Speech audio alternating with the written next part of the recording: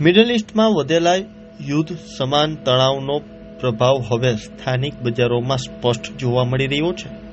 ખાસ કરીને રાજકોટના ડ્રાયફ્રૂટ વેપારમાં ઈરાનથી આવતા માલ પર મોટી અસર પડી છે. આયાતમાં વિલંબ અને સપ્લાય ચેઇન ખોરવાતા ભાવમાં નોંધપાત્ર વધારો નોંધાયો છે. ત્યારે લોકલ 18 સાથે વાત કરતા શહેરના જાણીતા ડ્રાયફ્રૂટ વેપારી દીપકભાઈએ જણાવ્યું કે હાલ ઇઝરાયલ, ઈરાન અને અમેરિકા વચ્ચે ચાલી રહેલા તણાવની સીધી અસર વેપારી પર પડી રહી છે. તેમને ઉપરથી સંદેશો મળ્યો છે કે ઈરાનથી નીકળતો ડ્રાયફ્રૂટનો માલ હવે 2 થી 3 અઠવાડિયા મોડો પહોંચશે. ત્યારે જાણીએ ડ્રાયફ્રૂટના વેપારી પાસેથી. અત્યારે ઇઝરાયલ, અમેરિકા અને ઈરાન ત્રણેય લડી રહ્યું છે, જેનું યુદ્ધ ચાલે છે.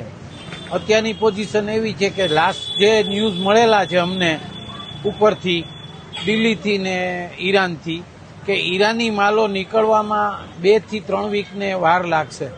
અત્યારે કેટલુંક યુદ્ધ ચાલે છે એના ઉપર સાચો મદાર છે. હાલમાં કિલોએ 300 થી 500 રૂપિયાનો ઉછાળો આવેલ છે ઈરાની માલમાં. જે ઈરાની મામરો બદામ છે એને મોટી ઇફેક્ટ કરે છે, કારણ કે ક્યારે માલ નીકળે ઈરાનથી એ કાંઈ નક્કી નથી.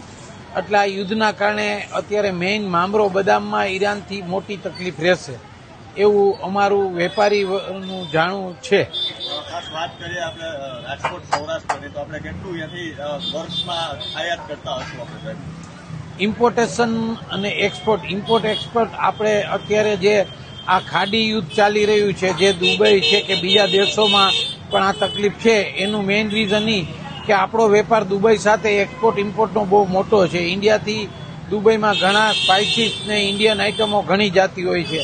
એના હિસાબે એક્સપોર્ટમાં થોડીક તકલીફ રહેશે, પણ એ એકાદ મહિનો યુદ્ધ ચાલે કેટલું એના ઉપર આધાર છે. ખાસ તો કેટલું નુકસાની થઈ શકે કે જનરલ નુકસાની તો કોઈ નથી વેપારમાં થાય એવું, પણ જે અમુક માલોની અછત રહેશે, જે ઇમ્પોર્ટ થતા હોય એ માલો આવે નહીં તો એને એ માર આપણા રિટેલ ગ્રાહકોએ ભોગવવો પડે. 20 થી 30% ઇફેક્ટ પડે એવું લાગે છે. યુદ્ધ પહેલા કેટલી પ્રાઇસ હતી ને યુદ્ધ પછી કેટલી? બદામના યુદ્ધ પહેલા મામરો બદામનો ભાવ 2800 રૂપિયાથી ચાલુ હતો. આજે 3600 રૂપિયાથી સ્ટાર્ટ થાય છે.